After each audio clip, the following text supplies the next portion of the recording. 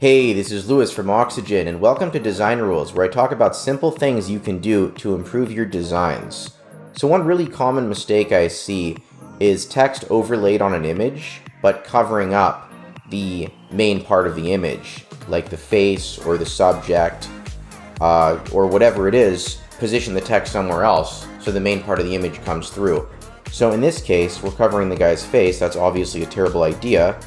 We could just shrink the maximum width of the text so that it goes onto multiple lines here. And look at that, much better. Now we can see the face and the text.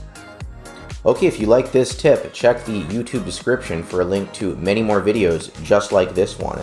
And you're probably already using Oxygen, but if not, go to oxygenbuilder.com and check that out. It is the ultimate way to visually build a WordPress website, and obviously the design software I'm using in this video.